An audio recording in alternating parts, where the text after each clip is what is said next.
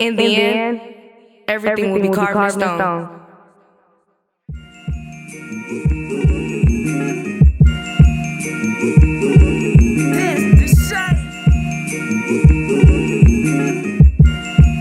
Give you something you ain't never had. Show you something you ain't never seen. Take you places you ain't never been. That's how it is just to be with me.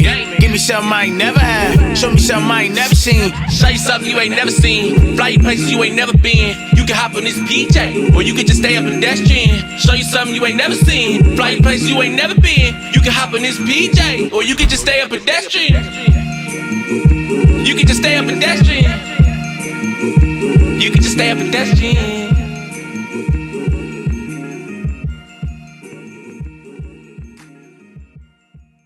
Hey man, you know what time it is? Your boy DC. I had to get everything we call it stall.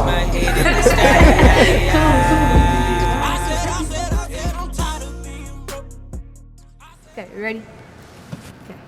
All right. Welcome to Carving Stone Incorporated, and today we have Senior Vice President Alex Lasry. Cool. So, could you describe your feelings about the Bucks season and a little more in depth about what things they should change for the next season and what things they should keep the same? So the Bucks season ended a little earlier than we would have liked, but I think, if you had told us at the beginning of the season that we'd be 2 games away from the NBA Finals, I think we all would have taken it.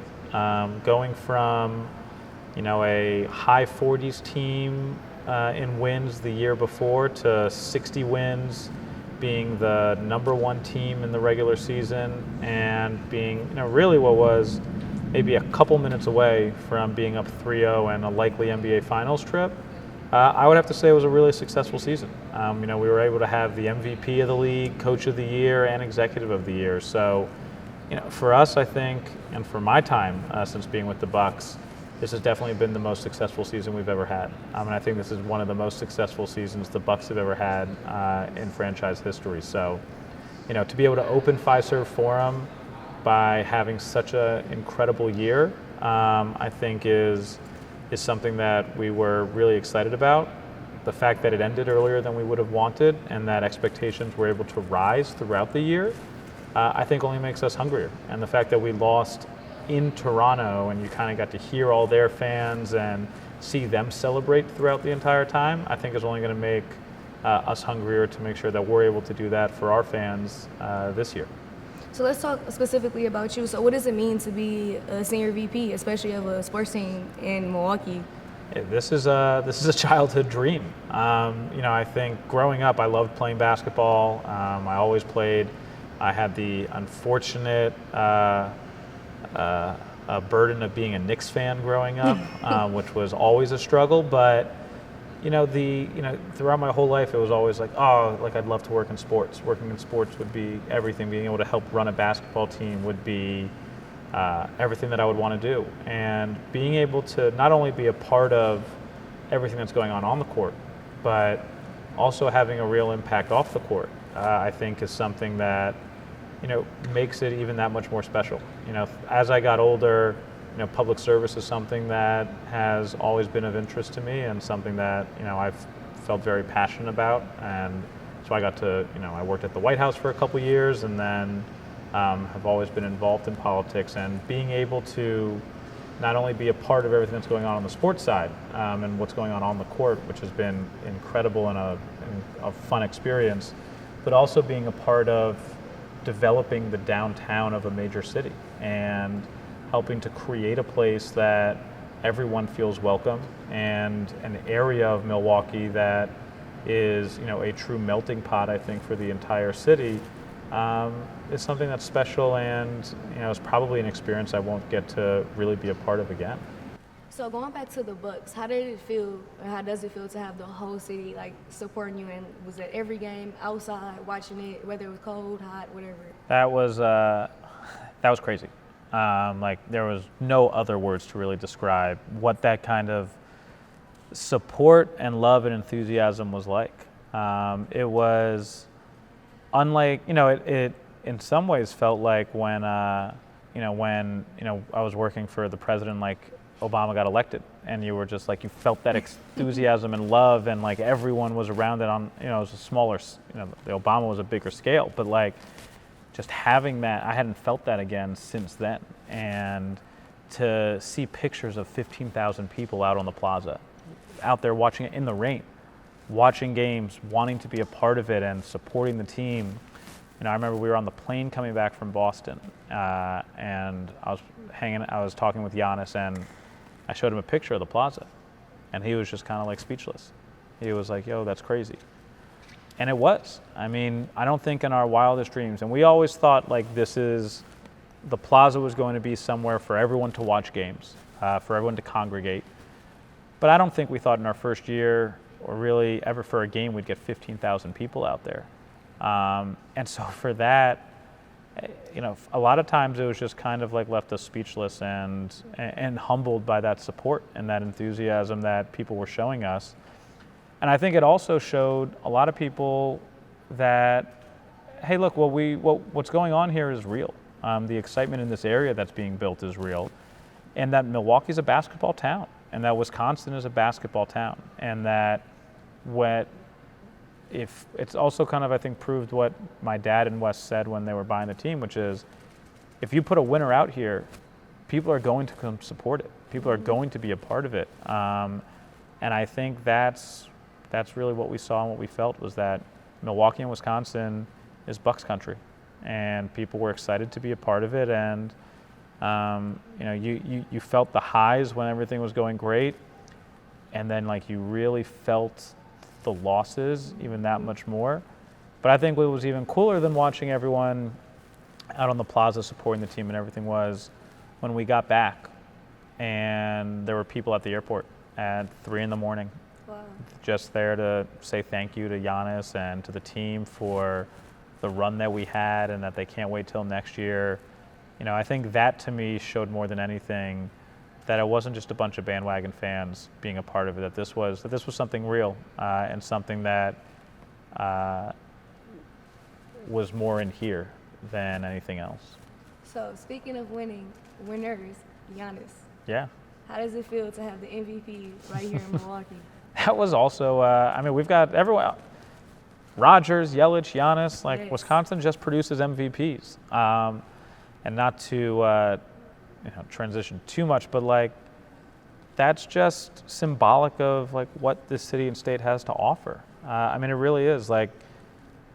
We've got the best players in this city and state, and yet we still get overlooked, and people still don't know truly what Milwaukee is. And I think all of this happening right now by having Giannis as the MVP, Yelich as the MVP, getting the DNC, Milwaukee is having a moment right now, and we've got to capitalize on it. But I'm being at the NBA awards and seeing Giannis accept that,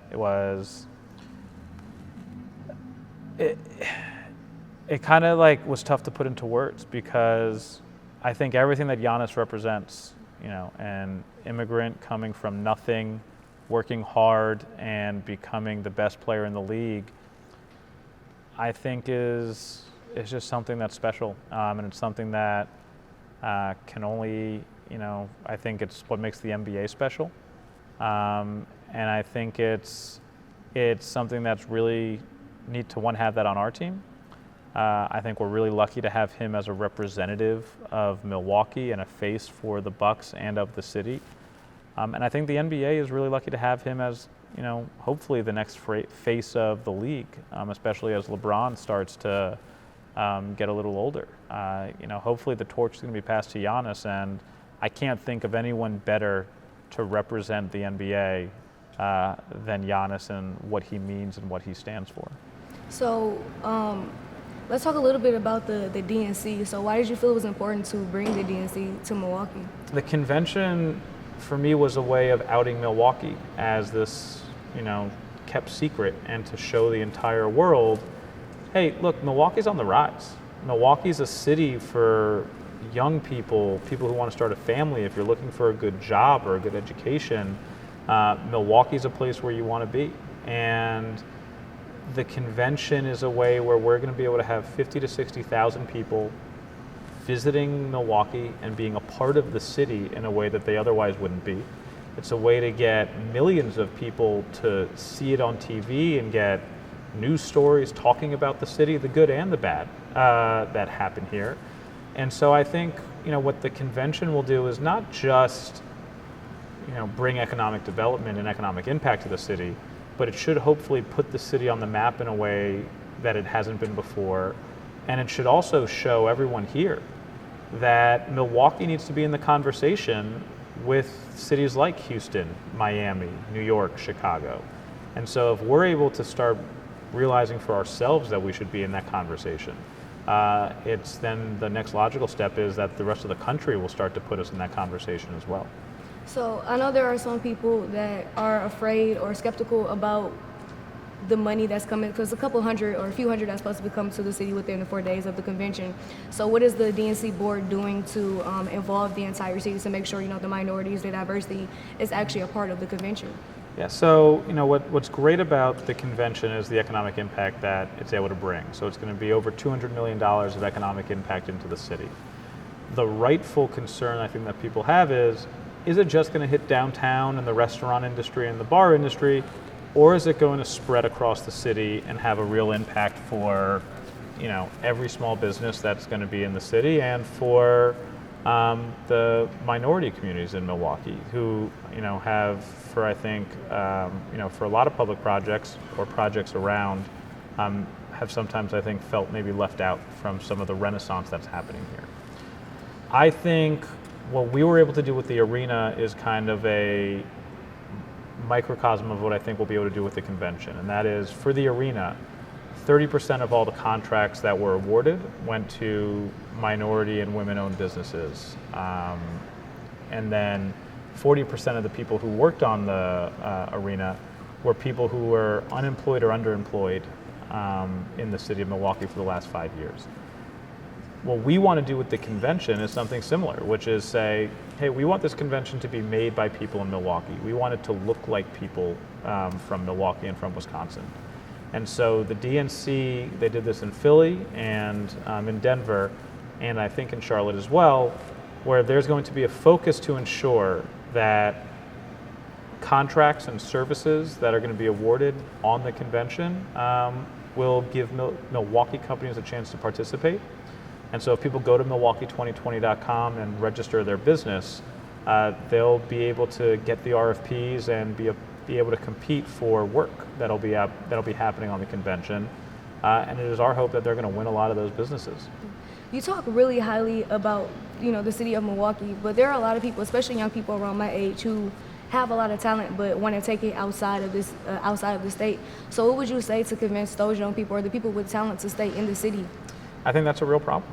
And that's a real worry that there are people who are really talented and who are young, who are looking to go to Chicago or Austin, Denver, New York, and to these different cities that take away the talent from here. What I would say is look at all those cities, and I would say Milwaukee has the same exact thing that all those other cities have. Milwaukee has the same qualities, and it's affordable, that all these other cities have. And I think that's what we're trying to show at the convention, is that trying to show everyone that Milwaukee is a place that people want to live, work, and play, and that you want to be a part of. I think what we have to do a better job of is showing opportunity for people, and that by staying here, you're in a welcoming city that is going to provide opportunity to everyone. And I think that's something that we as a city and as citizens of the city need to do a better job of showing people, especially young people, and especially young people in minority communities, that everyone has an opportunity to use their talents and be successful, especially if you live in Milwaukee. So aside from all of that stuff, the man that you are, you're originally from New York and you moved to Milwaukee. So could you explain or describe like your first experiences in the city and how your life has changed from being in New York to Milwaukee? Yeah, oh man, my first experience in Milwaukee was when Senator Cole invited us out to take a look at the city and the team. And he was also kind of interviewing us to see if we were the people he would want to sell to. And so it was St. Patty's Day weekend, and it was in March. And I came out and it was snowing outside. And there were people in, shirts and sandals. And I remember going to my dad being like, what on earth is going on here? It's snowing and people are in shorts and sandals. And he was like, yeah, like I was like, does it ever not snow here? Dad, are we sure we want to do this? And he looked at me and he was like, you're the one moving out here. He was like, I don't care if it snows in March. So, that was my first experience with Milwaukee. Of course, I moved out here and it continued to snow and I was trying to figure out if it ever doesn't. But or it's raining. Yeah, or it's raining. But what I've learned since I moved out here and how it shaped my life is being able to be a part of a community and a part of a renaissance of a city, I think is, something that, you learn a ton about. You learn a lot about, okay, how does development affect different communities? How is what we're doing going to bring people together? And how is it also going to, be something where people aren't getting left behind and are going to be able to benefit and participate in all that this is? So, I think from that point of view, it's been a great learning experience. And, for me, moving to Milwaukee, making Milwaukee my home has probably been the best decision that I've made. I loved living in New York and being with my family, but being out here has been the thrill of a lifetime.